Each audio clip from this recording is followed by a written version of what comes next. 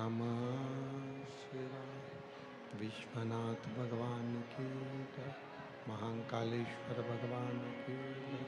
ओंकारेश्वर भगवान की जय। तापती महारानी की जय। कुबरेश्वर महादेव की जय।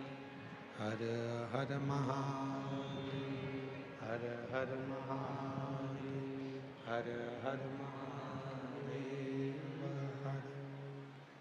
काशी विश्वनाथ ओगड़दानी त्रिकालदर्शी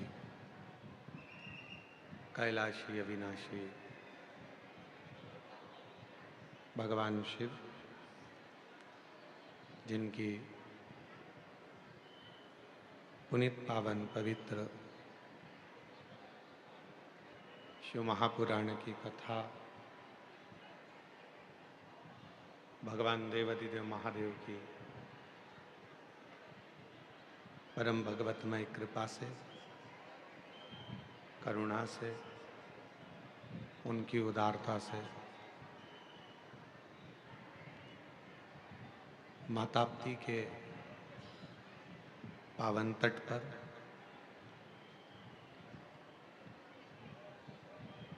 भुसावल नगर के यावल क्षेत्र में ये पवित्र पावन शिव महापुराण की कथा श्रवण करने का सौभाग्य प्राप्त हुआ है। बड़े भाग्यशाली हैं सभी शिव भक्त जो भगवान शिव की परम कथा माताप्ती सूर्यपुत्री माताप्ती के इस पवित्र पावन प्रांगण में बैठकर कथा श्रवण करने का सौभाग्य मिला। कथा के इस पवित्र पावन आयोजन को आयोजित करने वाले मुख्य यजमान श्री रतन धोड़ू भोई जी, श्री मती पुष्पा रतन भोई जी, श्री विजय रतन भोई जी, श्री कृष्णा विजय भोई जी, श्री अजय रतन भोई जी, श्री मती शीतल अजय भोई जी, भोई परिवार पाडलसा भुसावल महाराष्ट्र से। एक बार यजमान परिवार के लिए जोरदार ताली बजाकर उनका साधुवाद वंदन अभिनंदन, जिन्होंने इस पवित्र पावन पवित्र दिव्य आयोजन को आयोजित किया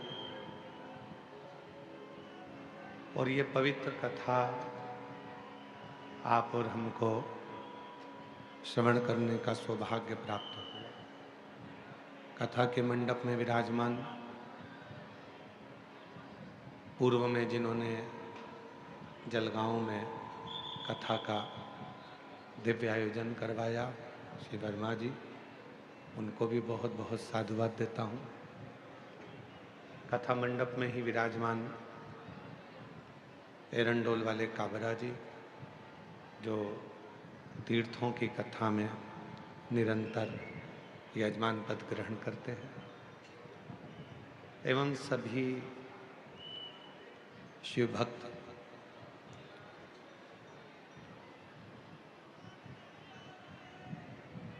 ये मौका है भगवान की अविरल भक्ति को प्राप्त करने का। और इधर की बड़ा भगवान शिव की भक्ति को अपने हृदय में उतारने का। चंद्रशेखर चंद्रमौली शिव महापुराण की कथा भुसावल नगर में चल रही है।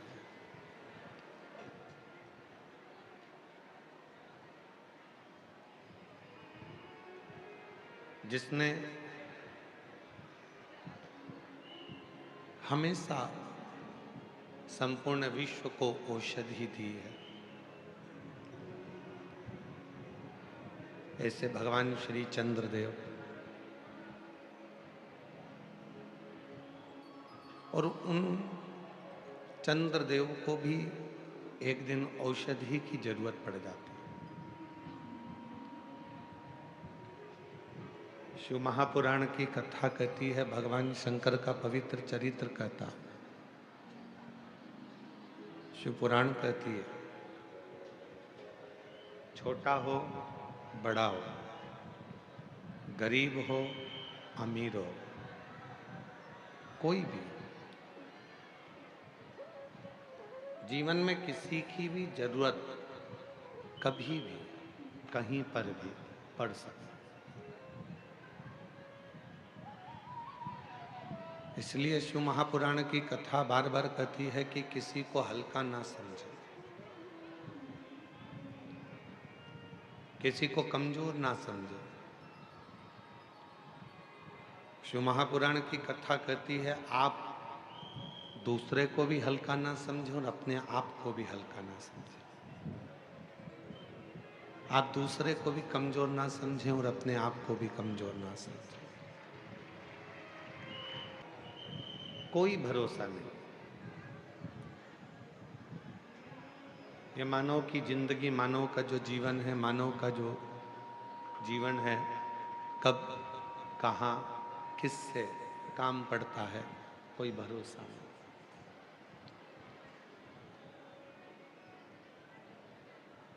और तेरी कृपा बिना ना हिले एक भी अणु, लेते हैं श्वास तेरी कृपा से तनु तनु।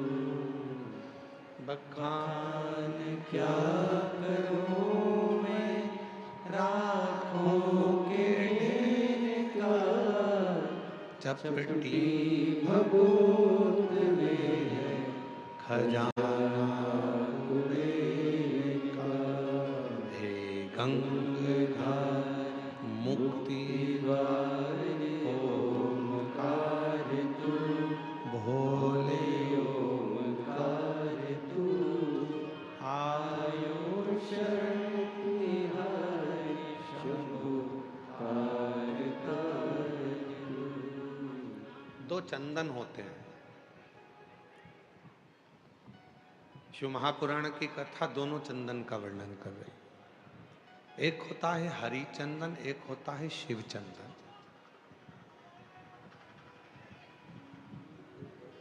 और दोनों चंदन बहुत कठिनता से नहीं बनते। पूर्ण समर्पण के साथ में ये दोनों चंदन का निर्माण होता है। हरि चंदन तुलसी अपने आंगन में रहती है। तुलसी का पौधा जब सूख जाता है तो तुलसी की जो लकड़ी होती है उसको घिसकर पानी में भगवान को लगाया जाता है। वो चंदन हरि चंदन कहलाता है। और कोई बेलपत्र का वृक्ष जब सूख जाता है और उसकी जो लकड़ी होती है, उस लकड़ी को घिसकर जो चंदन बनाया जाता है और शिव को लगाया जाता है, उसको शिव चंदन कहते हैं। और दोनों चंदन अपना अपना कार्य करते हैं।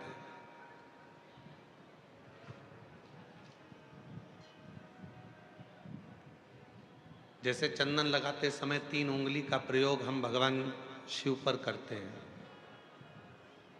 आकार ओमकार ओमकार, ये 3 उंगलियों का प्रयोग हम शिव जी पे चंदन लगाते समय करते हैं।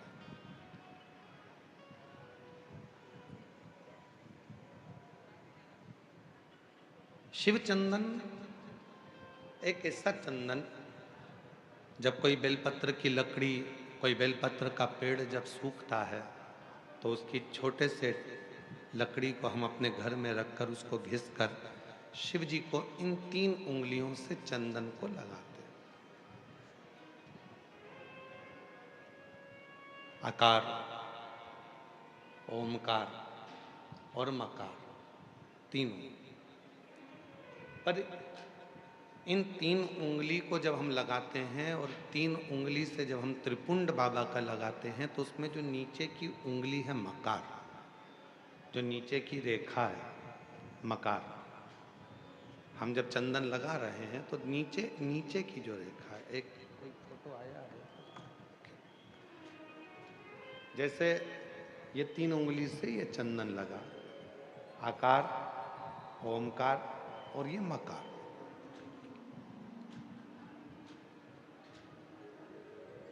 अब दुनिया की दृष्टि में लोगों को लगता है कि चंदन की लकड़ी से जो हमने चंदन लगाया वो भी श्रेष्ठ है, पर बेलपत्र की लकड़ी से जो हम चंदन लगाते हैं, चंदन घिसते हैं और वो भगवान शिव को लगाते हैं, उसमें जो ये मकार वाली रेखा है, जब हम 3 उंगली लगाते हैं तो नीचे की जो मकार की रेखा है उस रेखा का थोड़ा सा चंदन, यदि कितना भी बीमार व्यक्ति है उसके कंठ में अगर वो चंदन, मकार की रेखा का थोड़ा सा चंदन उसके कंठ पर लगाना प्रारंभ कर देते हैं तो 15 दिन में वो पलंग पर से उठकर बैठना प्रारंभ कर देता है, कितना भी बीमार क्यों।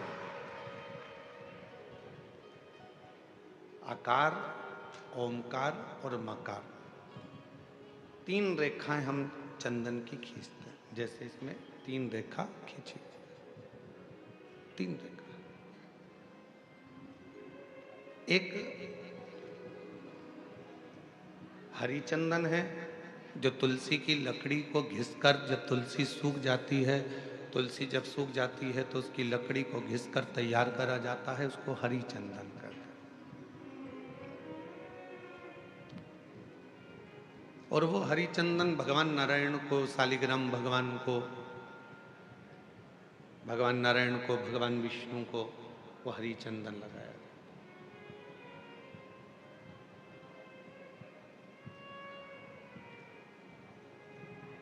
हरी चंदन का लेपन किया जाता है और वो हरी चंदन भी बड़ा काम का है महाराज। जब शालिग्राम भगवान को हरी चंदन लगाते हैं, हरी चंदन का लेपन करते हैं, या एक बिंदी भी हरी चंदन की लगाते हैं, और यदि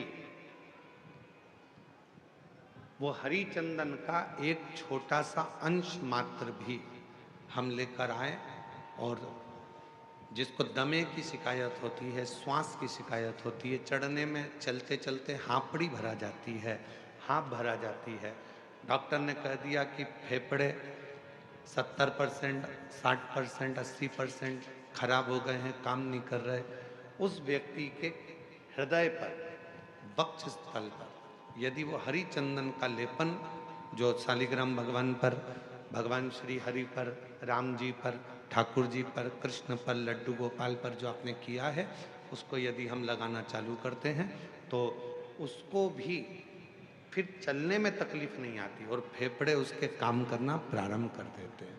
वो हरी चंदन की भी एक प्रथा। तो 2 चंदन, एक हरी चंदन, एक शिव चंदन। जम के बोलेंगे सभी लोग, हरी चंदन काय से बनता है? तुलसी की लकड़ी से। और शिव चंदन काय से बनता है? बेलपत्र जो सूख जाता है, लकड़ी जो सूख जाती है उसके, दोनों कारक।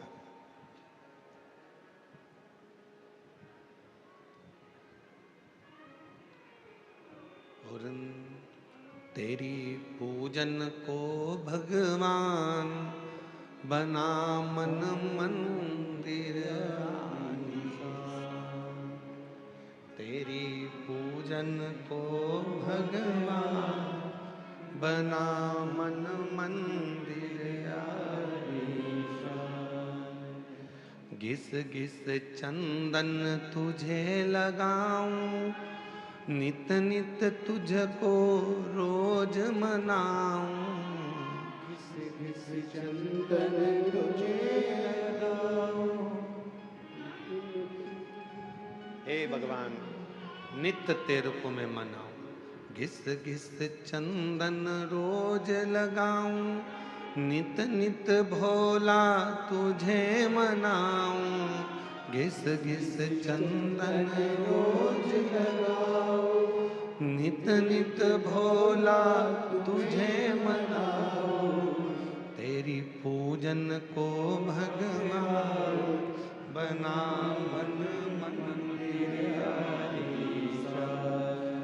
तेरी पूजन को भगवान बना मन मंदिर आलीसा। बना मन मंदिर आलीसा। तेरी पूजन को भगवान बना मन मंदिर आलीसा। तेरी पूजन को भगवान। नित्य पूजन का एक फल। आज सनातन धर्म पर लोग उंगलियां उठाते हैं। आज सनातन धर्म पर लोग आक्षेप लगाते हैं कि तुम पत्थर की पूजन करते हो।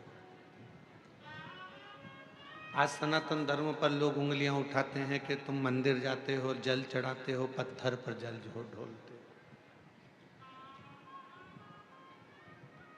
एक एक साइंस के एक एक उद्देश्य को यदि उठाकर पढ़ोगे तो पूरा साइंस हमारे सनातन धर्म की प्रधानता बताता है।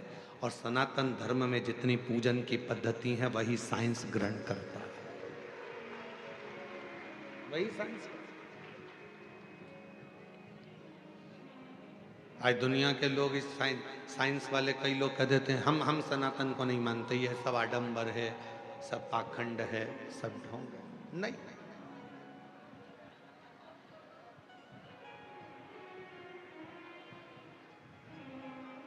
एक समय ऐसा भी आता है, डॉक्टर पूरा इलाज करता है, सारी दवाइयां देता है, सब कुछ करता है, और आखिरी में डॉक्टर भी कह देता है कि मैं पूरी कोशिश कर रहा हूं, अब उसके हाथ में।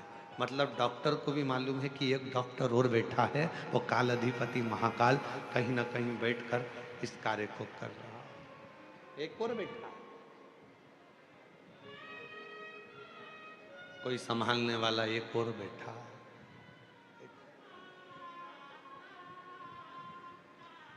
शिव कथा कर रहे हैं। कल कथा में कहा था कि दुनिया में किसी की सामर्थ्यता नहीं है कि कोई तुम्हारा बुरा कर दे। अपना बुरा हम खुद कर रहे हैं, कोई दूसरा बुरा नहीं कर सकता।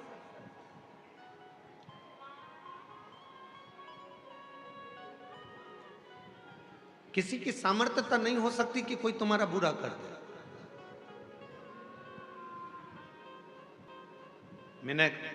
हमने अपनी व्यासपीठ में भी कई बार देखा है, कई माताएं बहुत परेशान हो जाती हैं तो घर में झगड़ा करते करते, जब सास से झगड़ा होता है, ननद से झगड़ा होता है, परिवार में झगड़ा होता है, तो वो झगड़े में कह देती है ऐसी जिंदगी मेरी भगवान ना जाने क्यों पैदा कर दिया, मुझे तो भगवान मार दे तो अच्छा। मतलब तू अपने आप को कोस रही है, और दिन भर में एक बार सरस्वती मुख से निकलती है तो हो सकता है कि वो तेरा बुरा होना उसी दिन से चालू हो गया।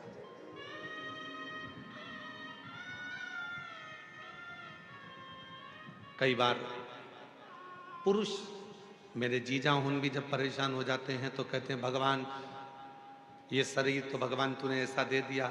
कई माताएं दिन भर बैठी बैठी सोचती रहती हैं कहीं मुझे ये बीमारी तो नहीं हो गई, मेरे शरीर में गठान हो गई, कहीं मुझे ये वाली बीमारी तो नहीं हो गई, मेरे को भोजन नहीं पच रहा तो मुझे ये बीमारी तो नहीं हो गई, मेरी आंखें दुख रही हैं तो आंखों में ये बीमारी तो नहीं हो गई, मेरी कमर से चलते नहीं बन रहा तो मेरा कहीं गुरिया तो नहीं खसक गया, मेरा घुटने से चलते नहीं बन रहा, मेरा घुटना तो बेकार नहीं हो गया, कहीं घिस तो नहीं गया। प्रत्येक स्त्री पुरुष आज के समय में प्रत्येक व्यक्ति अपने लिए ही बुरा सोच रहा है। मेरे को ये तो नहीं हो गया, मुझे ऐसा तो नहीं हो गया, मुझे वैसा तो नहीं हो गया, और दिन भर वो जब अपने बारे में गलत गलत गलत गलत सोचता है तो उसको अपने आप शरीर में गलत होना प्रारंभ हो जाता है। और जिसने ये सोच लिया कि मुझे कुछ भी नहीं हुआ, फिर तो परमात्मा ऐसी कृपा करता है कि कुछ हो भी रहा होता है तो परमात्मा उसको अच्छा करता है।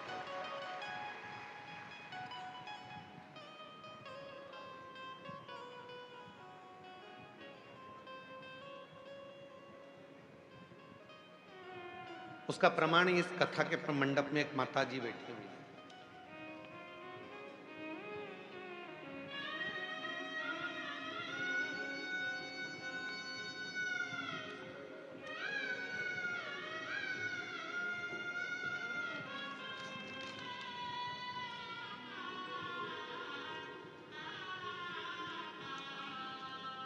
मेरा नाम शीतल राकेश जाधव है। मैं महाराष्ट्र के भुसावल खड़का की रहने वाली हूँ। मेरा मोबाइल नंबर ये है, कहीं बैठी हों तो हाथ हिला सकती हैं। मेरा नाम शीतल राकेश जाधव है। मैं महाराष्ट्र के भुसावल खड़का की रहने वाली हूँ। आप ही हैं? आ जाओ, आ जाइए। बच्चा हो साथ में तो उसको भी लेकर आइए। मेरी शादी को 13 साल हो गए थे, पर मुझे संतान का सुख प्राप्त नहीं हुआ। मेरी शादी को 13 साल हो गए थे, संतान का सुख नहीं प्राप्त हुआ। डॉक्टरों के पास बहुत इलाज किया। डॉक्टरों ने यह कहकर मना कर दिया कि मुझे संतान प्राप्ति नहीं होगी। मैंने भुसावल, सूरत, नासिक बहुत से डॉक्टरों के पास इलाज किया। उन्होंने कहा था कि मुझे IVF टेस्ट, ट्यूब बेबी करना होगा। फिर मैंने आपकी कथा के बारे में बड़ी बहन से जाना और भोले बाबा के मंदिर जाना चालू करके सुबह 1 लोटा जल चढ़ाती, आस्था चैनल पर बाबा की कथा सुनती तथा पशुपति उपास करती, सफेद आंकड़े की जड़ का प्रयोग करा और बाबा की कृपा से 16 अगस्त 2022 को पहली बार कावड़ भरी सीहोर में जाकर। बाबा ने ऐसी कृपा करी गुरुदेव, कावड़ में मन लग गया। 5 पंडाल कथा सुनने का ऐसा महत्व मुझे मालूम पड़ा, तो मैंने 5 पंडाल की कथा सुनी और 5वां पंडाल जब पूरा हुआ तो मेरा गर्भ ठहर गया। गर्भ ठहरा और बाबा की कृपा से 4 जून 2025 को मेरे घर में संतान ने जन्म लिया। 4 जून 2025 को 13 साल के बाद मेरे घर में संतान ने जन्म लिया। पर जन्म के कुछ देर बाद कुछ ही समय निकला और मेरी तबीयत ज़्यादा खराब हो गई और खराब होने पर मेरा किडनी, लीवर सब डाउन होने लगा। तब मेरा डायलिसिस चालू हो गया। अब डायलिसिस चलते चलते चलते चलते हम लोग घर भी आ गए, पर महीनों निकल गए। डायलिसिस जब बंद नहीं हुआ तब मन में आया कि अब केवल अगर इस डायलिसिस को कोई बंद कर सकता है, क्योंकि डायलिसिस हर 2 दिन में डायलिसिस हो रहा था, किडनी लीवर काम ना करे, हर 2 दिन में डायलिसिस हो रहा था। अब कोई बंद करेगा तो शिव बंद करेगा। तभी मैंने अपने परिवार वालों से कहा कि मुझे शिवजी पर चढ़ा हुआ जल लाकर देना चालू करो और डायलिसिस अब बाबा के भरोसे छोड़ दो। बाबा की ऐसी कृपा हुई गुरुदेव, आज मैं बाबा को धन्यवाद देने करना चाहती हूँ। केवल 25 दिन तक लगातार शिवजी पे चढ़ा हुआ जल पीना प्रारंभ करा और बाबा की कृपा से मेरा आखिरी डायलिसिस 15 अगस्त को हुआ। उसके बाद मेरा डायलिसिस पूरा बंद हो गया। अब मैं पूर्ण तरह से स्वस्थ हूँ। अब मैं पूर्ण तरह से स्वस्थ हूँ। ये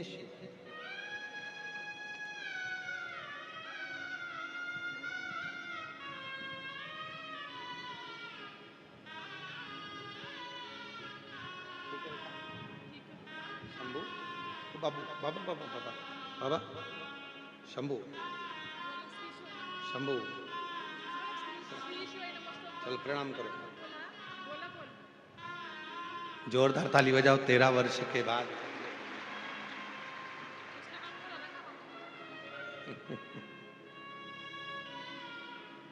बच्चे का नाम भोला रखा है इन्होंने, एक बार जोरदार ताली मारो।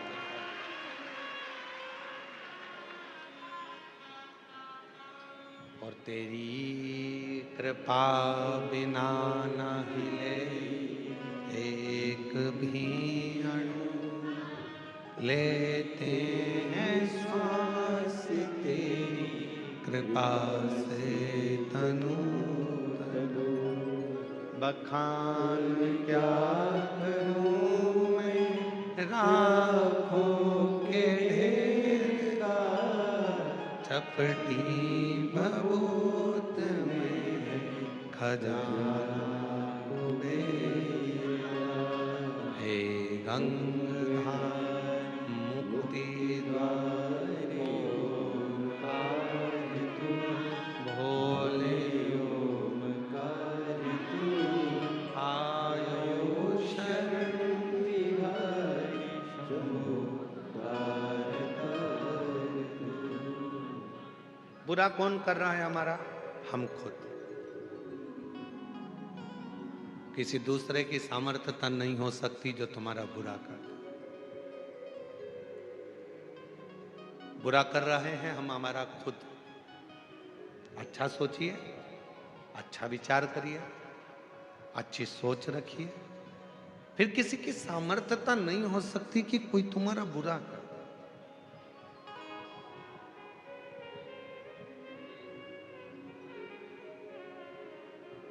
मुझे लग रहा है कि मेरा तबीयत में ऐसा होगा तो वो होगा, और तुमने सोच लिया कि मुझे कुछ नहीं होगा, आग लगे बस्ती में अपन रहो मस्ती में, क्या किसको रोइए चादर तान के सोइए। तो फिर कोई तुम्हारा बुरा नहीं कर सकता, कोई नहीं।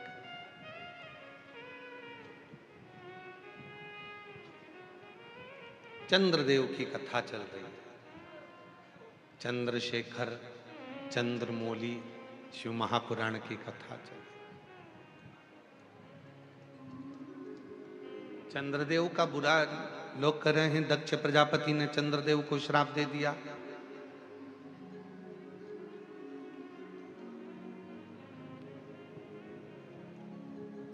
चंद्रदेव को काया का रोग हो गया। चंद्रदेव की काया खराब होने लगी। लोग कर, पर चंद्रमा को यदि दक्ष प्रजापति का श्राप लगा है तो इसमें गलती किसकी है? चंद्रमा की। 27 कन्याओं के साथ में विवाह हुआ है। 27 कन्याओं को एक दृष्टि से देखना चाहिए, एक दृष्टि। पर चंद्रमा केवल एक रोहिणी को सबसे ज्यादा प्यार करते हैं, प्रेम करते हैं, बाकी के 26 पत्नियों पर ध्यान तक नहीं देते। तो गलती खुद की है, श्राप तो लगेगा। कितना सुंदर प्रसंग आता है, इस प्रसंग पर थोड़ा ध्यान दीजिएगा। एक घर के अंदर 4 भाई रह रहे हैं। चारों भाई कमा रहे हैं, व्यापार भी एक ही है, कमा के भी चारों भाई एक ही जगह पर ला रहे हैं। 4 देवरानी जेठानी उस घर के अंदर रहती हैं। थोड़ा ध्यान देना, बहुत सावधानी से इस कथा का स्मरण करिएगा। 4 भाई एक ही परिवार में रह रहे हैं, एक ही जगह पर कमाकर धन ला रहे हैं, एक ही जगह पर 4 देवरानी जेठानी रह रही हैं। चारों जेठानी देवरानी के बच्चे एक ही जगह पर रह रहे हैं। शिव महापुराण की कथा ये तक कहती है कि अपनी दृष्टि को जितनी देवरानी जेठानी घर में रह रही हैं और जितने भाई घर के अंदर रह रहे हैं, यदि सबकी कमाई एक जगह पर आ रही है तो चारों की दृष्टि एक जैसी रहना चाहिए। ये नहीं कि मेरे बेटे को मैं मलाई का दूध दे दूं और दूसरे के बेटे को सादा दूध दे दूं, मेरे बेटे को मैं घी की रोटी दे दूं, दूसरे को सादी रोटी दे दूं, मेरे बेटे को मैं 2 चम्मच घी लगा दूं और दूसरे के बेटे को 1 चम्मच घी लगा दूं। जिसकी दृष्टि में जो अपने बच्चों के प्रति प्रेम कर कर दूसरे के बच्चों के प्रति बैर उत्पन्न करना प्रारंभ कर देता है, उसके घर के बच्चों की जिंदगी अपने आप बर्बाद होना प्रारंभ हो जाती है, कोई उसको दूसरा बर्बाद नहीं करता।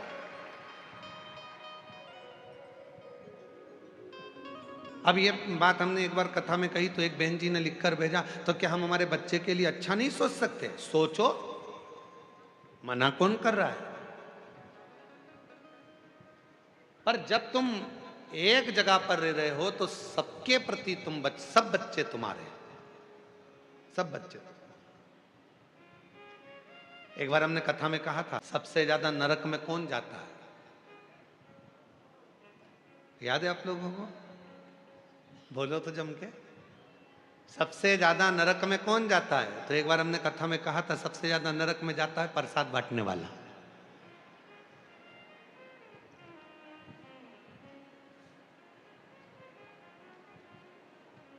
तो खूब इस पे लोगों ने हमको अपशब्द लिखकर भेजा कि बताओ, सीवर वाले महाराज ने कह दिया कि सबसे ज्यादा नरक में कौन जाता है, तो क्या प्रसाद बांटने वाला जाता है?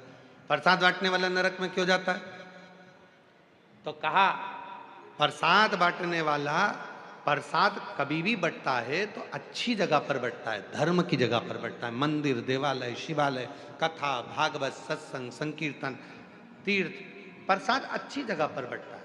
प्रसाद कभी किटी पार्टी में नहीं बंटता, प्रसाद शादी के फंक्शन में नहीं बंटता, प्रसाद 25वीं शादी की सालगिरह में नहीं बंटता, प्रसाद सिल्वर जुबली, गोल्डन जुबली पर नहीं बंटता, प्रसाद धर्म की जगह पर बंटता है। और जब धर्म की जगह पर कोई व्यक्ति प्रसाद बांटने खड़ा होता है, दूसरा आया तो हाथ ऐसा होता है, और खुद के घर का पहचान वाला आया तो हाथ ऐसा हो जाता है, वो व्यक्ति नरक चले जाता है।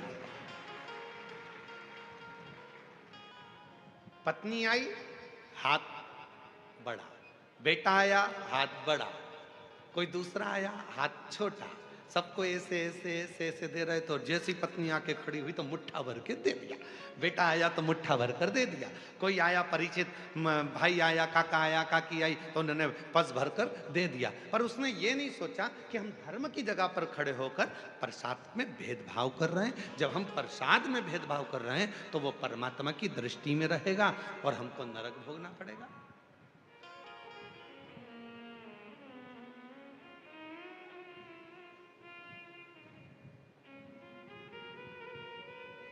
इसलिए सावधान रहना। धर्म की जगह पर, सत्कर्म की जगह पर, मंदिर, शिवालय, देवालय, सारी जगह पर एक बराबर, एक जाजम में, एक आनंद के साथ प्रसाद का वितरण होना चाहिए।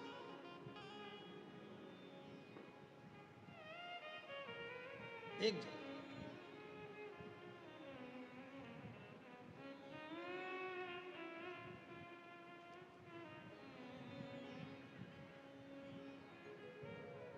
शेगांव के गजानन जी महाराज, दुनिया की सबसे बड़ी रसोई, दुनिया का सबसे बड़ा भंडारा अगर कहीं चलता है तो वो शेगांव के गजानन महाराज के यहाँ चलता है।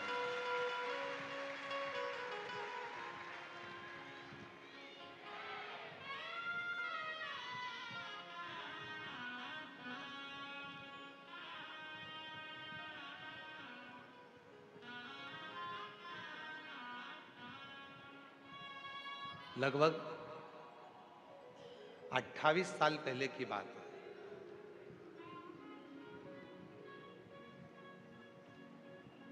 और 28 साल से हो सकता है कि 29 साल, 28 साल पहले की बात हो। हम शेगांव गए, भंडारे में भोजन प्रसाद चल रहा था। एक पात्र में कोई मीठी वस्तु थी और वो थोड़ी सी थी। तो उन्होंने वो मीठी जो वस्तु थी, वो वस्तु को एक और रख दिया और सारी वस्तुएं चल रही। तब हमने पूछा, एक माता जी वो परस रही थी, तो हमने कहा कि ये थोड़ी सी मीठी वस्तु बची है तो ये भी प्रसाद में दे देना चाहिए। तो उन्होंने कितनी सुंदर बात कही गजानन महाराज के दरबार में, जरा विचार करिए। उन्होंने कहा कि हम ये अगर ये थोड़ा सा सामान 2-4 लोगों को देंगे, दो चार भक्तों को देंगे और बाकी के भक्त यदि उस प्रसाद को नहीं ले पाएंगे और उन तक वो प्रसाद नहीं पहुंचेगा तो उसका दोष हमको लगेगा। इसलिए जब एक जाजम पर गरीब हो, अमीर हो, पैसे वाला हो, बड़ा हो, छोटा हो, जब एक जाजम पर बैठकर एक साथ भोजन कर रहे हैं तो उनकी भोजन की थाली में भी एक जैसा भोजन जाना चाहिए। वो गजानन महाराज का भोजन एक जैसा भोजन, उसमें भेद नहीं होना चाहिए। कहां खड़े हो धर्म की जगह पर, कहां खड़े हो सत्कर्म की जगह पर, और वहां पर भी अगर हम भेद करें तो फिर परमात्मा हमको दंड तो देगा। इसीलिए पहले भी कहा, मत बुरे कर्म कर बंदे वरना पछताएगा, भगवान की आंखों से तू बच नहीं पाएगा, तू बच नहीं पाएगा। अरे ओ अज्ञानी मत करना, अरे ओ अज्ञानी मत करना, तेरे कर्म का फल भी तो ही पाएगा, जैसा किया तूने तेरे आगे आएगा। मत बुरे कर्म कर बंदे वरना पछताएगा, भगवान की आंखों से तू बच नहीं पाएगा, तू बच नहीं पाएगा। अरे ओ अज्ञानी मत करना। समभाव, समदृष्टि, सम विचार, सम सोच, समभाव,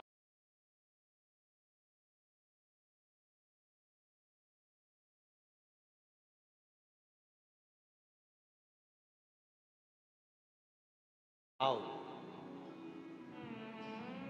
रखिए।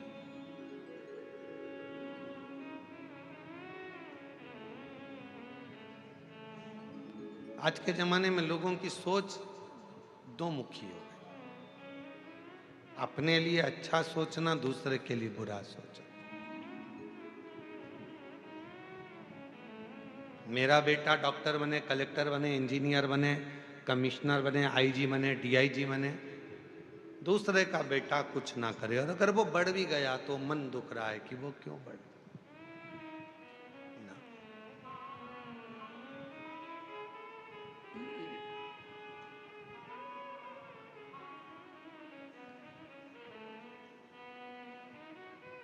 कितना सुंदर संवाद है शिव महापुराण की कथा में। तुमरुका जी चंचुला देवी से कहते हैं, चंचुला, जिस नारी के मन में किसी भी बच्चों के प्रति यदि बैरभाव उत्पन्न हो जाता है, उस नारी को अपने जीवन में मृत्यु से पहले कष्ट भोगना पड़ता है, बहुत कष्ट।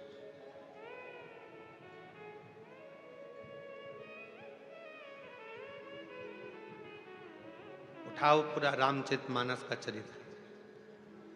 राम जी के जाने की कथा मिलती है रामचरितमानस में कि राम जी ने सरयू जी में समाधि।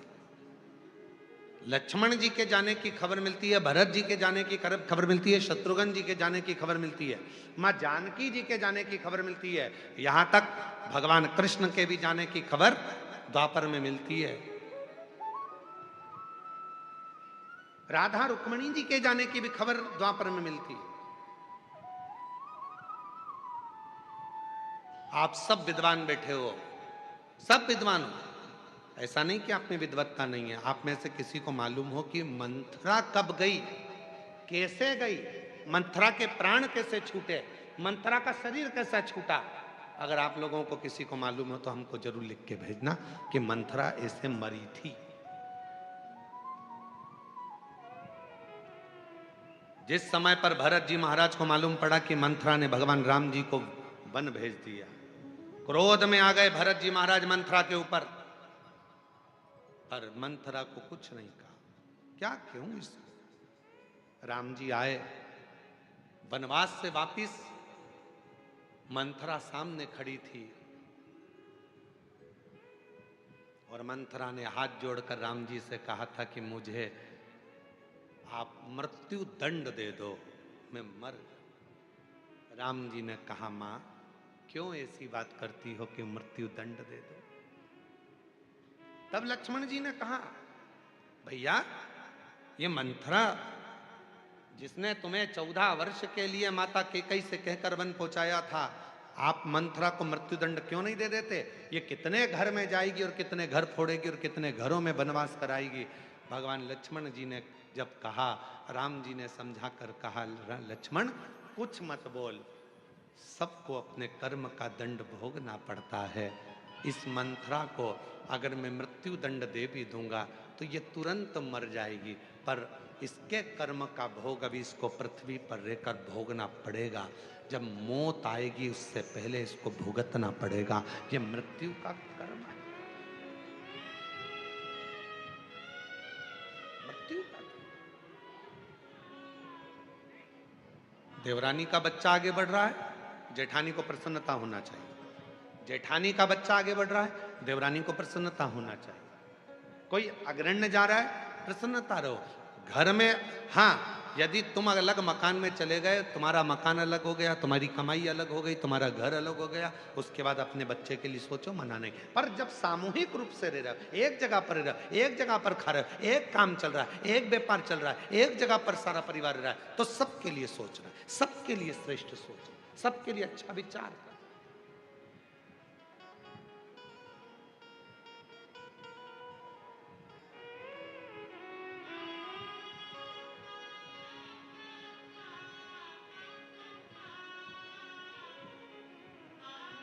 सबके लिए एक स्नेह, सबके लिए एक प्रेम।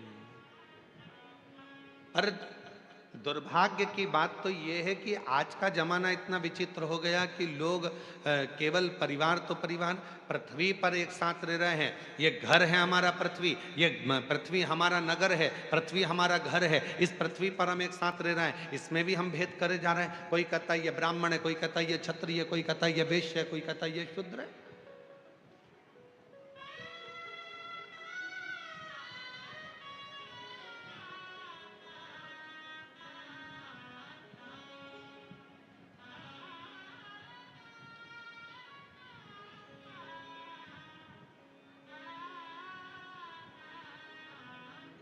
पर ऐसा कौन सा मनुष्य संसार में पैदा नहीं हुआ जिसको भगवान ने ब्राह्मण, क्षत्रिय, वैश्य, शूद्र बनाकर पैदा ही नहीं करा? संसार में जितने मनुष्य पैदा हुए हैं, इनको भगवान ने ब्राह्मण भी बनाया है, इन्होंने भगवान ने इनको क्षत्रिय भी बनाया, भगवान ने इनको वैश्य भी बनाया और भगवान ने इनको शूद्र भी बनाया। जितने संसार में मनुष्य पैदा हुए हैं, इनको चारों वर्ण बनाकर भगवान ने भेजा। आप हम संसार में जितने भी हैं, ये चारों वर्ण के, ब्राह्मण भी, क्षत्रिय भी, वैश्य भी, शूद्र भी। अंदाजा करिए, आप खुद अपने मन में सोचिए, अपने मन में विचार करिए। आप जितने बैठे हो, अपने बच्चों को ज्ञान देते हो कि नहीं देते? जम के बोलो जरा। अपने बच्चों को समझाते हो कि नहीं समझाते? अपने परिवार को समझाते हो कि नहीं समझाते?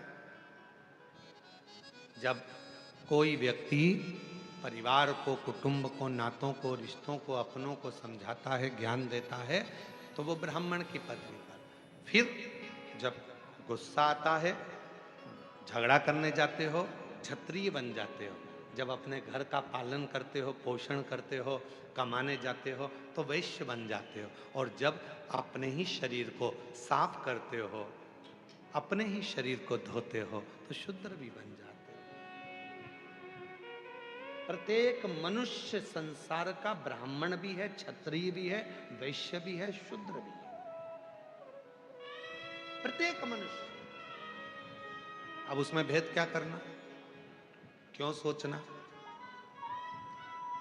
आज जरा सा वोट बैंक एकत्रित करने के लिए थोड़ी सी राजनीति में अपना वोट बैंक बढ़ाने के चक्कर में लोग समाजों में लोगों को जातियों में तोड़ रहे हैं। पर निवेदन है मेरी जीजियों, मेरे जीजाओं, टूटना नहीं। एक लोटा जल देवाधिदेव महादेव को चढ़ाते रहना और बाबा के बने रहना, शिव के बने रहना। हमें टूटना नहीं, हमें जुड़ना।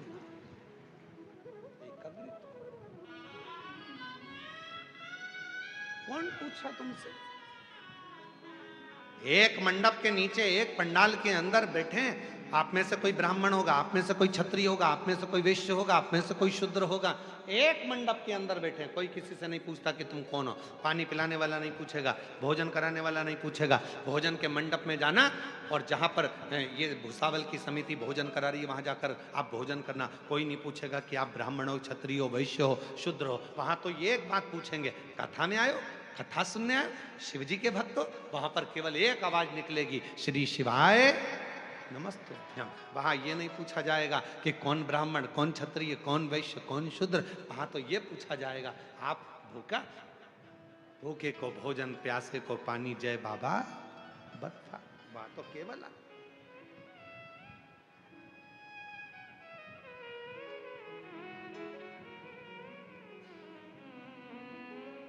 बांटा जा रहा है। आज समाजों को तोड़ा जा रहा है, जातियों में विभाजित किया जा रहा है। चंद्रदेव को यदि दुख आया तो वो दुख चंद्रदेव का खुद का है, किसी दूसरे का नहीं, स्वयं का।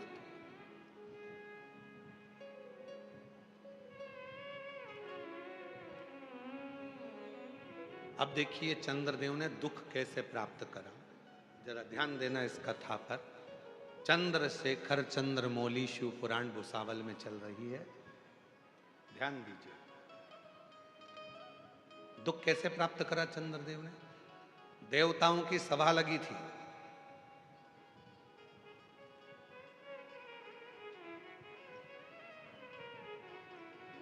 सारे देवता बैठे हुए थे, देवताओं की सभा लगी हुई, सब बैठे। चंद्रदेव का आना हुआ। चंद्रदेव ने एक भी देवता को प्रणाम नहीं किया, नमन नहीं किया। एक भी देवता को चंद्रदेव प्रणाम नहीं करते, नमन नहीं करते।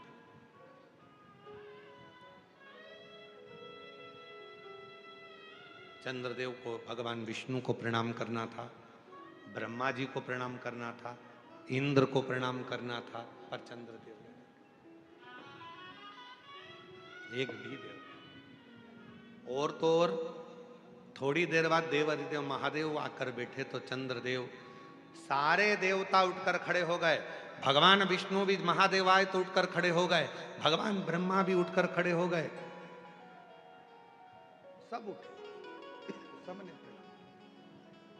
इंद्र भी उठे, ब्रह्मा भी उठे, विष्णु भी उठे, पर चंद्रदेव ने अपना सिंहासन नहीं छोड़ा। किस लिए? क्योंकि चंद्रदेव को जितने भी लोग मिलते थे वो कहते थे बड़ा सुंदर है चंद्रदेव, बड़ा विद्वान है चंद्रदेव, चंद्रदेव औषधि का देवता है, चंद्रदेव बड़ा सुंदर है, चंद्रदेव बड़ा सुंदर है। अब कौन समझाए कि ज्यादा बड़ाई होती है तो वो बड़ाई जब ज्यादा होने लगती है तो व्यक्ति के अंदर एक अभिमान प्रकट होने लगता है, अभिमान।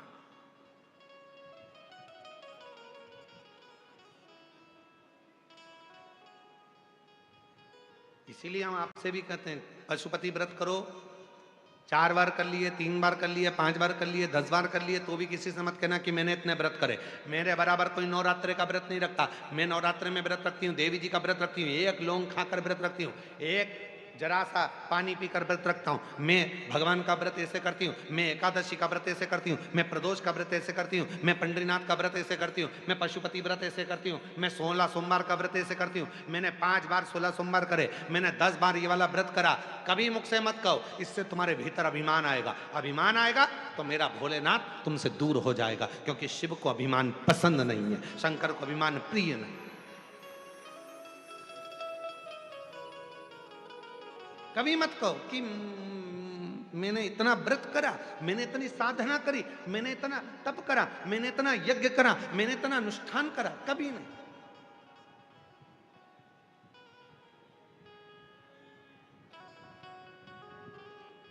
यहां पर कई माताएं आती हैं, आकर कहती हैं गुरुजी हमारा ये काम बाबा ने कर दिया। हम कहते हैं बस इतना ही बोलो कि बाबा ने कर दिया। कभी सीहोर वाले बाबा का नाम नहीं कि मिश्रा जी आप या प्रदीप जी आप, ना ना ना, प्रभु आपकी कृपा से सब काम हो रहा है, आपकी कृपा से सब काम हो रहा है। करते हो भोले बाबा मेरा नाम हो रहा है, करते हो भोले बाबा मेरा नाम हो रहा है, और भोले आपकी कृपा से सब काम हो रहा है, प्रभु आपकी कृपा से सब काम हो। एक पत्र है, अच्छा पत्र।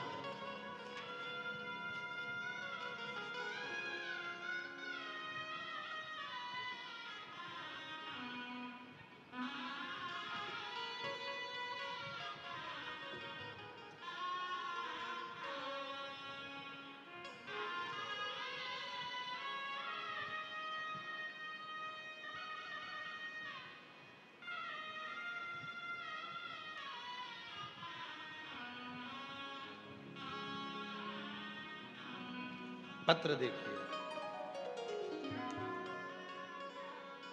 सो रीता संतोष सरोदे,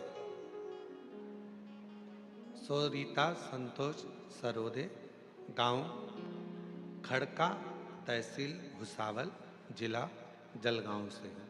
कहीं बैठी हों तो हाथ हिला सकती हैं, अगर कहीं बैठी हों तो हाथ हिला सकती हैं। सोरीता संतोष सरोदे, गांव खड़का, तहसील भुसावल, जिला जलगांव से हैं। कहीं बैठी हों, आप ही हैं, ठीक है, आ जाओ, बच्चे दोनों लिया। हाँ लिया ये। बाबा मेरी शादी को 17 साल हो गए थे, मुझे संतान का सुख नहीं था। कई लोगों ने आपके बारे में बताया पर मेरा आप पर विश्वास नहीं था, मैं आप पर विश्वास नहीं करती थी। क्यों? क्योंकि ऐसे ना जाने कितने महाराज आते हैं और कितने महाराज बोलते हैं, कैसे भरोसा करूं? 17 साल मेरे घर के लोग मुझे जहां जहां लेकर गए मैं सब दूर गई, पर फिर भी मुझे औलाद नहीं, तो अब मेरा विश्वास तो टूट चुका। मैं आप पर रत्ती भर भरोसा नहीं करती, विश्वास नहीं करती। पर एक दिन मेरे पति ने आप पर विश्वास किया और मेरे पति ने कहा कि वो सीहोर वाला बाबा कथा कहता है तो लगता है कि वो कथा नहीं कहता, ऐसा लगता है स्वयं शिव कथा कहते हैं, तू एक बार सीहोर चल मेरे से। और हमारे मामा जी प्रीतमपुर में रहते हैं, तो हम हमारे मामा जी के घर चले गए और मामा मामी जी को लेकर सीहोर पहुंच गए। और सीहोर पहुंचते ही बोली मामी जी की, एक दिन ये कुबरेश्वर धाम है सीहोर का, मैंने सुना है यहाँ से कोई खाली नहीं जाता, तू बाबा से विनती कर, तुझे बाबा यहाँ संतान जरूर देगा। मेरी मामी जी ने कहा यहाँ से एक कंकर पूजन कर कर ले जाया जाता है।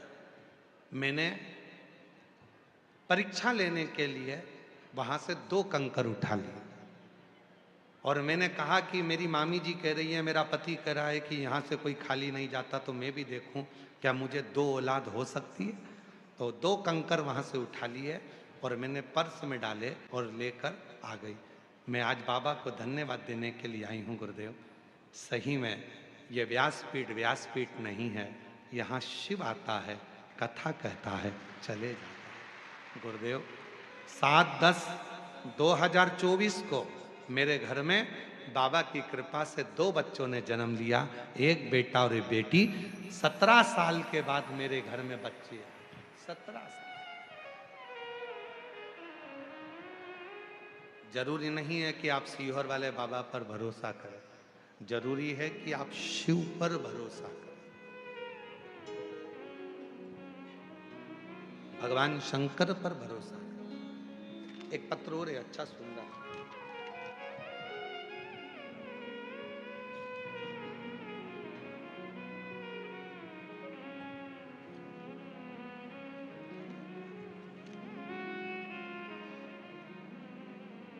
पहले फोटो देखो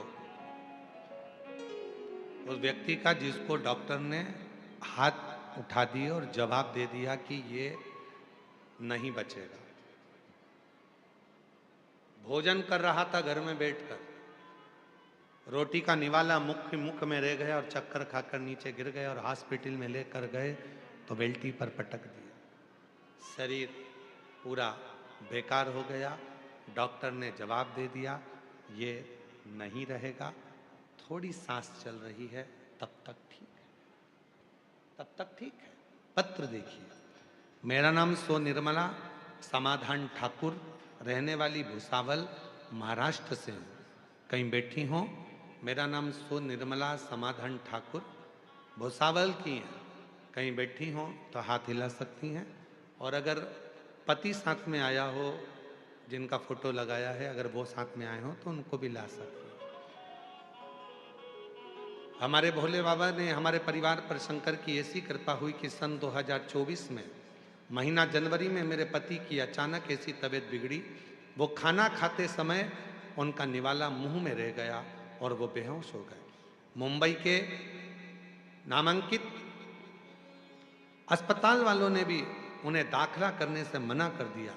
जैसे तैसे एक अस्पताल में दाखिल किया। चेकअप के बाद डॉक्टर ने बताया कि पेशेंट के फेफड़े 80% डैमेज हो गए हैं और सारा शरीर, चाहे वो किडनी से जुड़ा हो, लीवर से जुड़ा हो, सब बेकार हो चुका है। शरीर काम नहीं कर रहा है। बाबा सब रोने लगे, आप उपचार करिए। 8 दिनों तक इलाज चलता रहा पर इलाज काम नहीं करा, क्योंकि डॉक्टर ने कह दिया था कुछ भी शरीर में। 3 बजे अस्पताल में से फोन आ गया कि आपका पेशेंट की तबीयत और ज्यादा सीरियस हो गई है, सभी प्रकार की कोशिश हो चुकी है, अब आप उन्हें घर लेकर चले जाओ। सारी कोशिश पूरी हो चुकी है, घर लेकर जाओ। तब मैं और मेरा बेटा बेटी अस्पताल के लिए निकल जाते हैं। समय बाबा से प्रार्थना की और मंदिर में जाकर शिव जी को जल चढ़ाकर उसी जल को रुमाल में गीला कर कर हॉस्पिटल में पहुंच गए। शरीर को लेने के लिए हॉस्पिटल से गए थे कि बॉडी लेकर आना है, और वही शरीर के ऊपर गीला रुमाल रोते रोते डॉक्टर जब इधर उधर हुए तो उस रुमाल को शरीर पर लगा दिया। लगाते से ही श्वास आना प्रारंभ हुई। आईसीयू में ले जाकर दाखिल करा। शरीर ने काम करना प्रारंभ करा और बाबा की कृपा से आज मेरे पति पूर्ण तरह से स्वस्थ हो गए। जिनका दूसरा फोटो मैं पीछे लगा रही हूँ, ये दूसरा फोटो है। जिनका दूसरा फोटो मैं पीछे लगा रही हूँ, अब पूर्ण तरह से स्वस्थ होकर वापस घर पर आ। दूसरा कहीं बैठे हो तो आ सकते हैं, आ जाओ।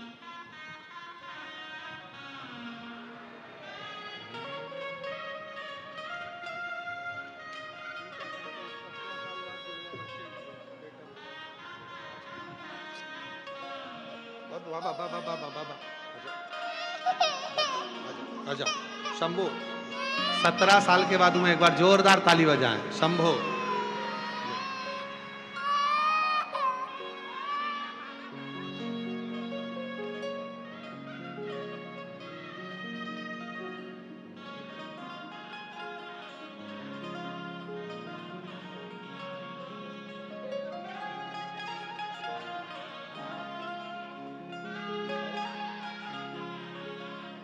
दीदी कह रही है भरोसा बिल्कुल नहीं था।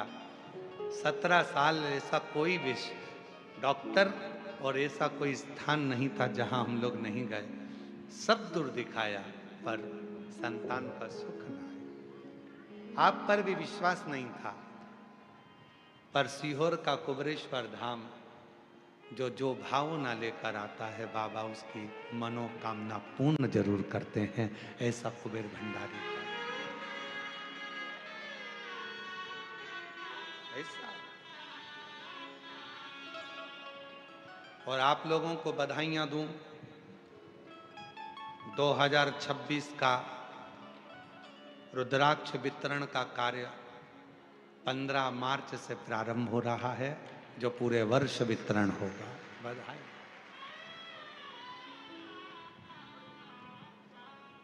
जिस रुद्राक्ष का दुनिया के लोगों को इंतजार रहता है वो 15 मार्च से चालू हो जाएगा और 15 मार्च 2026 से चालू होकर फिर अगले साल तक रोज प्रतिदिन सुबह 10 बजे से शाम को 5 बजे तक कुबेर भंडारी की भूमि पर जाओ, कुबेरेश्वर धाम पर जाकर कंकर शंकर पूजन करो, हाथ फैलाकर अपने लिए अपनी कामना कर कर रुद्राक्ष लो और उस रुद्राक्ष को धारण करो, पानी में गलाकर तांबे के कलश में रात भर रखकर सुबह शिव जी को चढ़ाकर उसका आचमन करो, तुम्हारे शरीर के लिए भी श्रेष्ठ हो।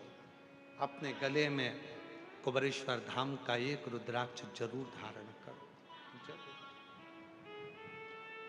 कौन कौन पहना है रुद्राक्ष? हाथ उठाओ जरा। सभी पहने? अरे वाह, रखो रखो, शिव कृपा। पहनना चाहिए।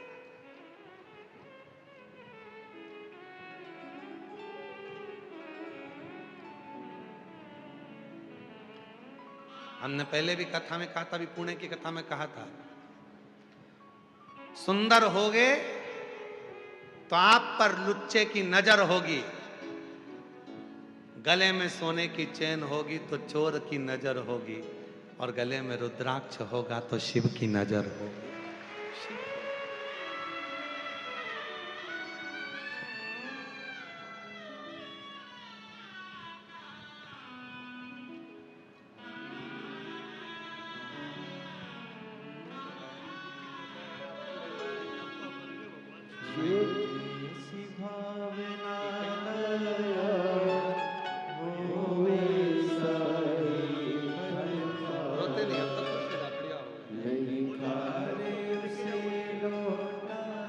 कह रहे हैं डॉक्टर बोल दिया था कि लेकर जाओ, बॉडी है, शरीर है।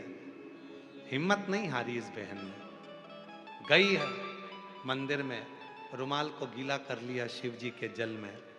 शरीर ही तो लाना था, बॉडी ही तो लाना थी। एक बार उस पानी को शरीर पे देखे तो देखो। शिव का चढ़ा जल भाई के शरीर पर लगाया और शरीर में हाफड़ी आना प्रारंभ हुई और आज आपके बीच में खड़ा। रोते नहीं, खुश हो। अब तो आ गए बाबा की कृपा। इसी को कहते हैं मौत के मुंह से भी अगर ला सकती है तो वो सावित्री ला सकती है। शिव है बाबा, बाबा की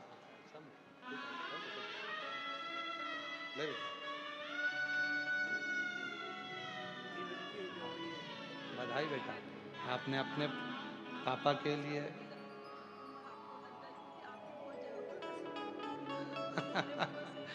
दीदी कह रही हैं हमारी पूरी उम्र आपको लग जाए क्योंकि आपकी जरूरत सबको है।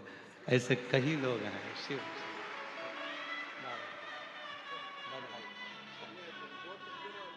आपने लिया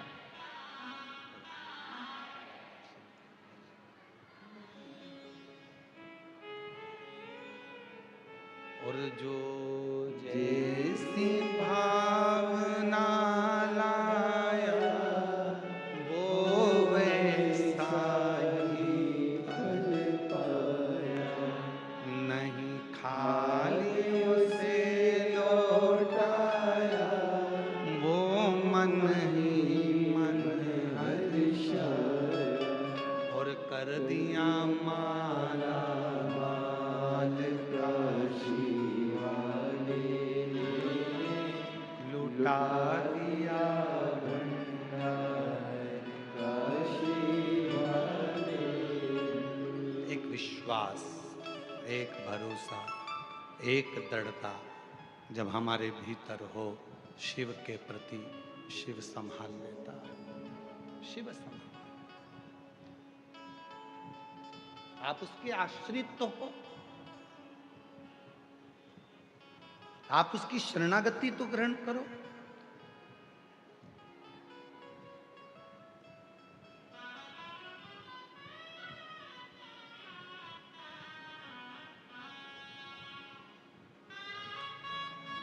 और जिस दिन मेरे भोले बाबा की शरणागति आप ग्रहण करते हैं, जिस दिन मेरे शंकर को आप अपना पिता मानने लगते हैं, तो वो कार्य पूर्ण करता है। कार्य क्यों आए हो? इतनी चिलचिलाती हुई धूप है, गर्मी है, बहुत तेज गर्मी पड़ रही है, बहुत बहुत धूप है, बहुत गर्मी। और पंडालों में जगह नहीं है, सारे पंडाल फुल पड़े हुए।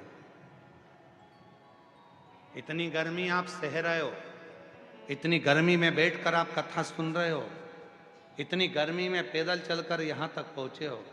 सीहोर वाले महाराज के लिए नहीं आए, आप उस देवाधिदेव महादेव के लिए आए हो, शिव के लिए। और जब आप उस महादेव के लिए यहाँ तक पहुँचे हो, तो एक दिन आपका दुख दूर करने के लिए वो महादेव भी आपके दरवाजे तक जरूर पहुँचे। और जब आपके भीतर समर्पण का भाव हो, तो शिव क्यों ना स्वीकार, शिव क्यों ना स्वीकार।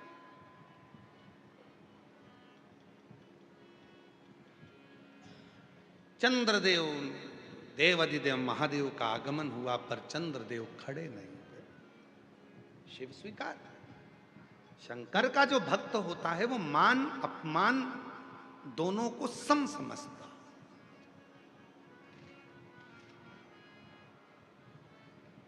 शिव का अगर सच्चा भक्त है तो वो मान और अपमान दोनों को समझेगा, दोनों को समझेगा।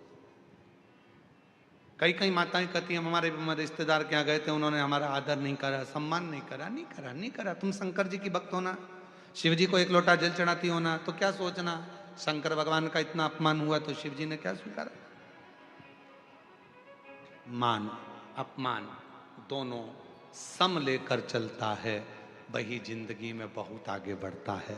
वही भगवान शंकर को देवों के भी देव महादेव कहते हैं, सारे देवताओं को देवता कहते हैं, पर भगवान शंकर को देव अधिदेव महादेव कहते हैं।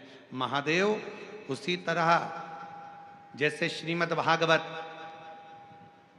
विष्णु पुराण, भविष्य पुराण, अग्नि पुराण, नर्मदा पुराण, कूर्म पुराण, लिंग पुराण, ये सारी पुराणों की गिनती में आती है, पर केवल एक पुराण ऐसी है जिसको महासंबोधन से संबोधित किया गया, वो शिव महापुराण है। शिव महासंबोधन से जिसको संबोधित किया, महादेव के रूप में जिसको पूजा गया, महादेव के रूप में जिसको धारण किया गया, वो शिव है। सम्मान दिया तो ठीक है, अपमान किया तो भी ठीक है, बराबर है, ठीक है, हो ठीक है।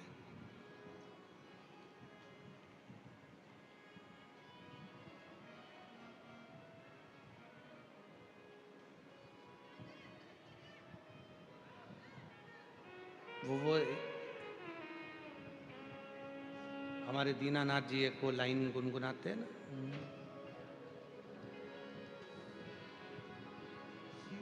जो शिव नाम होठों पे चढ़ गया, तो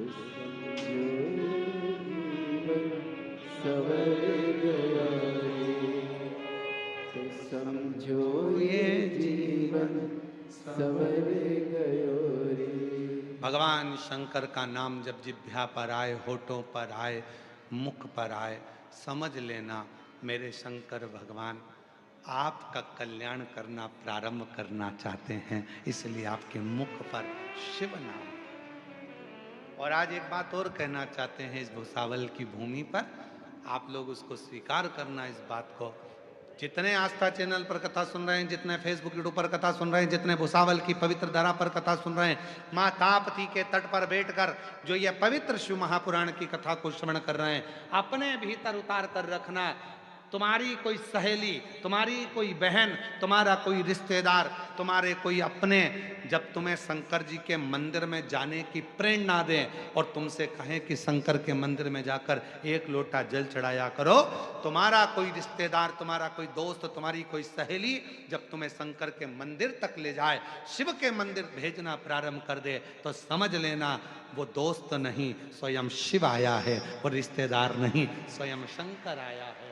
और वो तुम्हारा हाथ पकड़कर तुम्हारे दुख को समाप्त करना चाहता है, इसलिए तुम्हें शिव तक लेकर जा रहा है, शंकर तक।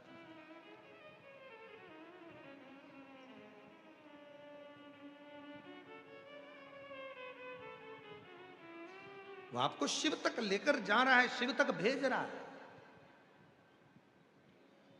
शंकर तक पहुंचा।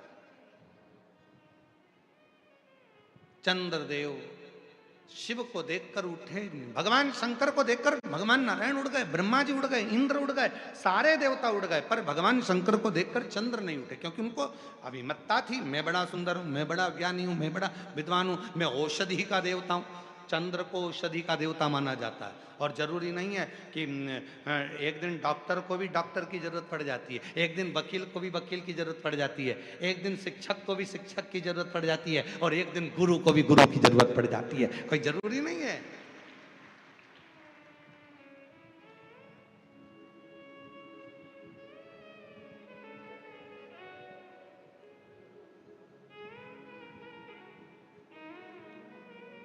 चंद्रदेव औषधि के देवता हैं, और जब बीमार पड़े, दक्ष प्रजापति ने श्राप दिया, पूरा शरीर गलने लगा, तो उनकी औषधि काम क्यों नहीं हुई? फिर क्यों शंकर जी के पास गए? कभी कभी डॉक्टर को भी डॉक्टर के पास जाना पड़ता है, कोई जरूरी नहीं कि हमारे को ही सब आता है तो ना। अपने अंदर ये अभिमान भी मत लाओ कि मेरे को ही सब आता है, ना ना ना, सबको आता है, इसलिए आप सब विद्वान हैं। संसार में कोई ऐसा नहीं है कि जो विद्वान नहीं, सब विद्वान। तुम्हारी धर्म पत्नी को सब्जी अच्छी बनाना आती है तो तुम्हारी मम्मी को दाल अच्छी बनाना आती है। तुम्हारी सास अगर मक्का की रोटी, ज्वार की रोटी अच्छी बना लेती है तो तुम्हारी मम्मी भी कोई ना कोई रोटी अच्छी बना लेती है। सबको कुछ ना कुछ भगवान ने हुनर देकर पैदा करा। ऐसा कोई नहीं है जिसको हुनर देकर पैदा नहीं करा। आप अपने आप में ये ना सोचेंगे मुझे सब कुछ आता है, ना ना ना, सब कुछ ना, ये तो उसकी कृपा है।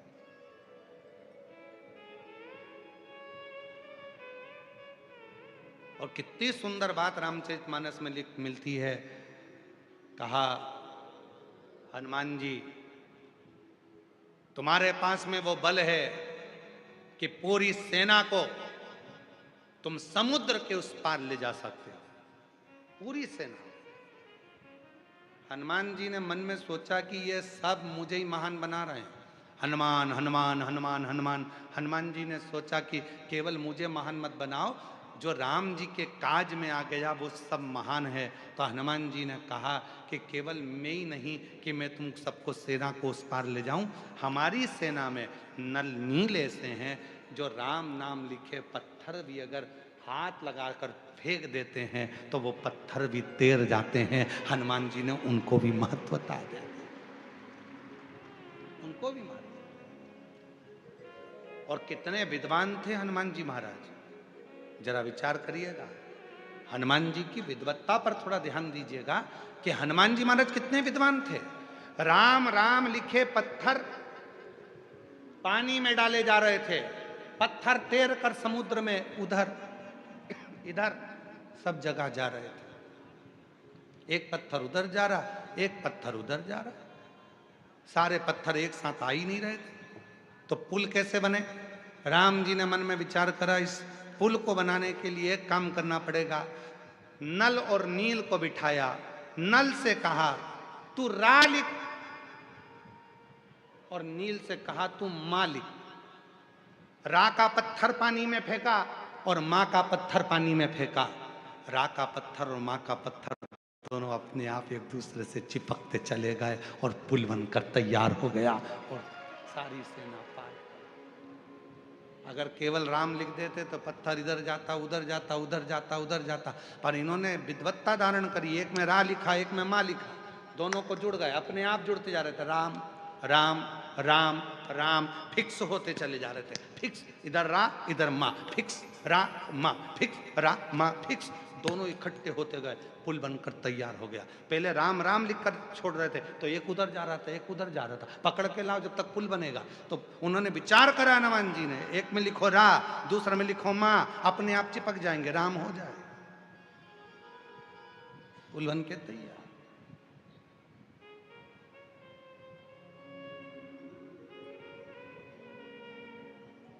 तो ये ना चंद्रदेव के भीतर होता है, कभी कभी ऐसा मन में भाव आ जाता है कि मैं ही श्रेष्ठ हूं। ना ना, प्रभु आपकी कृपा से सब काम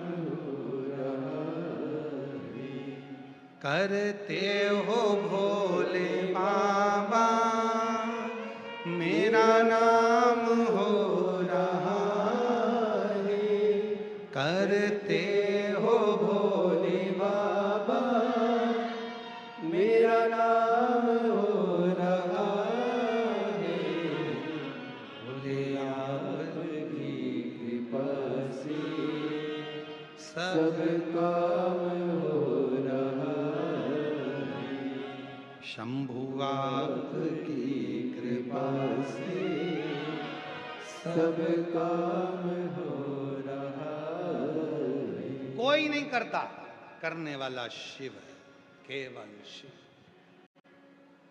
कौन करेगा?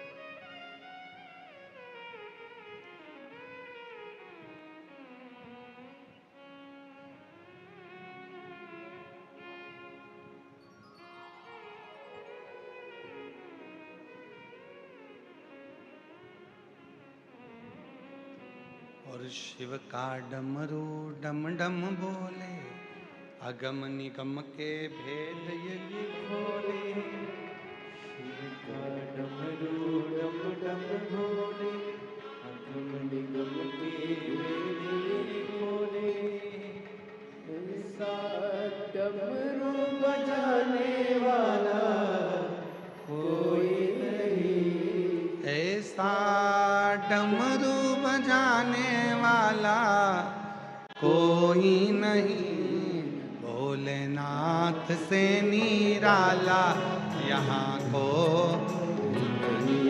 भोलेनाथ से निराला कोई नहीं, भोलेनाथ से निराला कोई नहीं, भोलेनाथ से निराला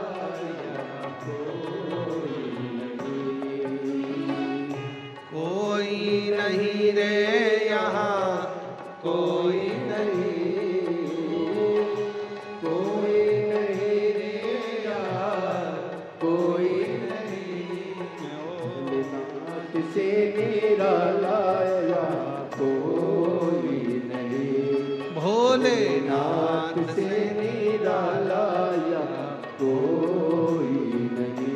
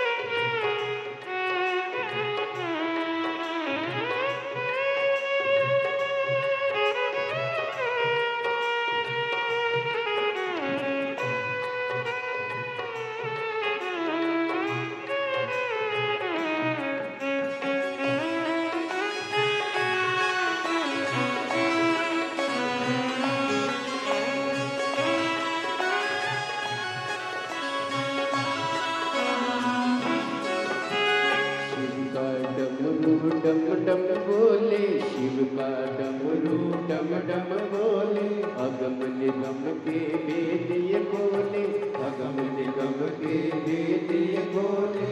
शिव का डमरू डम डम बोले, शिव का डमरू डम डम बोले, अगम निगम के वेद ये खोले, अगम निगम के वेद ये खोले।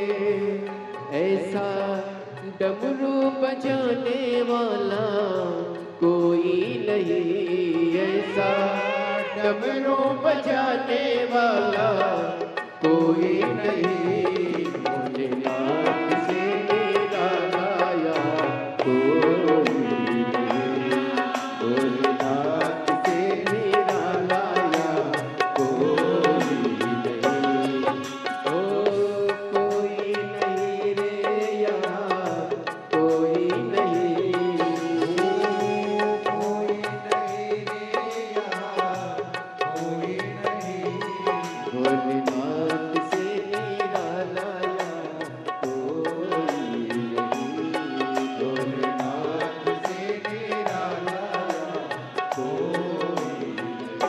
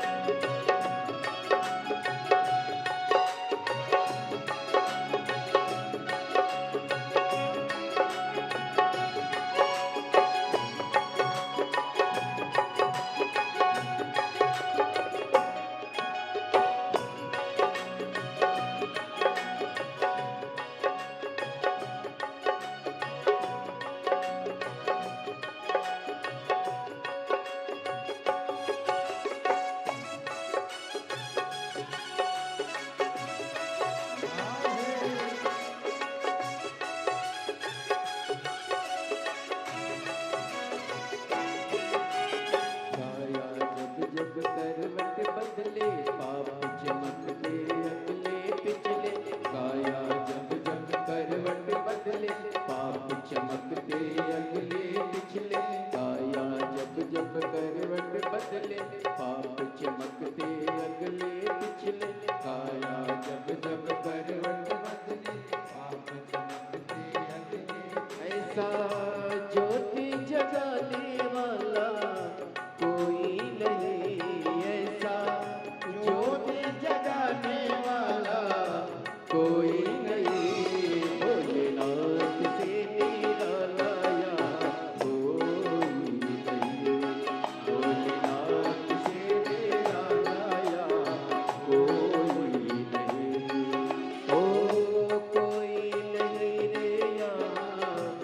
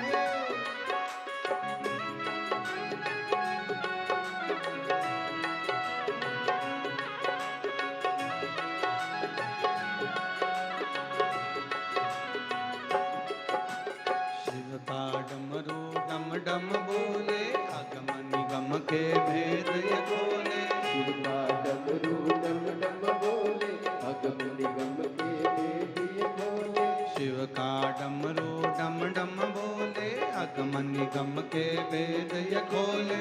शिव का डमरू डम डम बोले अगम निगम के भेद ये खोले। सा डमरू बजाने वाला कोई नहीं ऐसा, डमरू बजाने वाला कोई नहीं। बोले नाद से निराला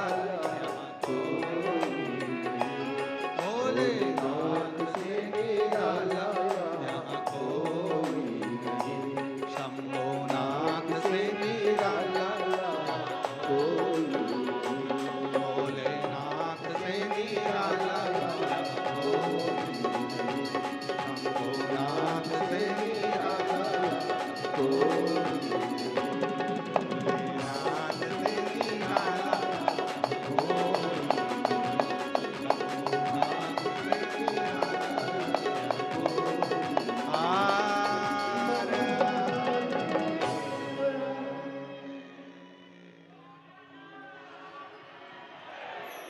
अपने स्थान पर बैठकर भगवान देवाधिदेव महादेव से प्रार्थना करें, विनय करें, निवेदन करें। बाबा को अपने मन का भाव कहें, दिल से बाबा को प्रार्थना करें। जहाँ जगह मिले वहाँ बैठकर शिव जी को अपने मन का भाव कहिए, प्रार्थना करिए, विनय करिए, निवेदन करिए, विनती करिए। ये कथा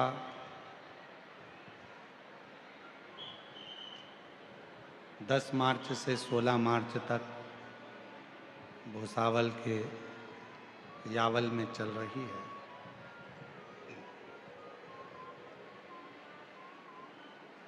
दो बजे से 5 बजे तक माँ ताप्ती के तट पर भुसावल की पवित्र भूमि पर 16 मार्च तक ये कथा चलेगी। फिर 20 मार्च से 26 मार्च तक जयपुर में, जयपुर राजस्थान में शिव महापुराण की कथा रहेगी। फिर 30 मार्च से 5 अप्रैल तक आरणी, यवतमाल, महाराष्ट्र में शिव महापुराण की कथा रहेगी। फिर 8 अप्रैल से 14 अप्रैल तक भीलवाड़ा, राजस्थान में शिव महापुराण की कथा रहेगी। फिर 17 अप्रैल से 23 अप्रैल तक दिल्ली में शिव महापुराण की कथा रहेगी। ऐसे कथाओं का क्रम रहेगा। बाबा से अपने मन का भाव कहिए, प्रार्थना करिए, निवेदन करिए, विनय करिए, विनती करिए।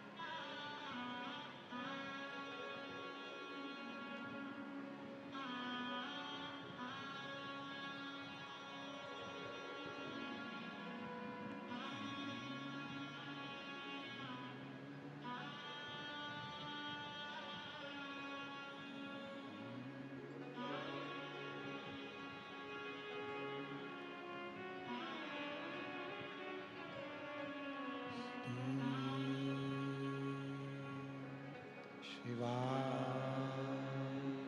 नमस्तु श्री शिवाय नमस्तु श्री शिवाय नमस्तु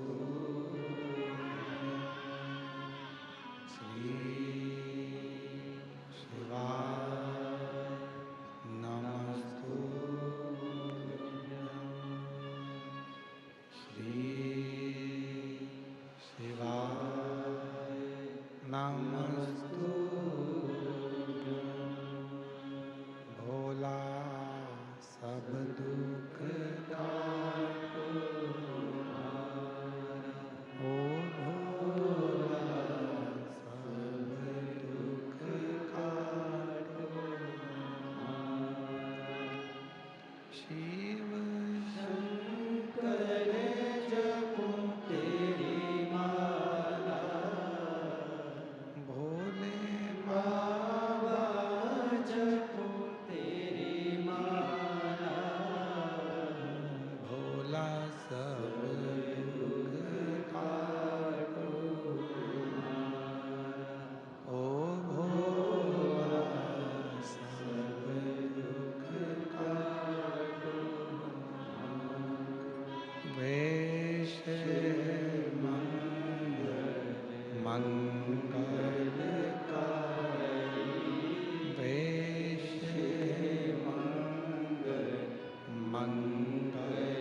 मंगलकारी शमशान वासी हमारा शमशान वासी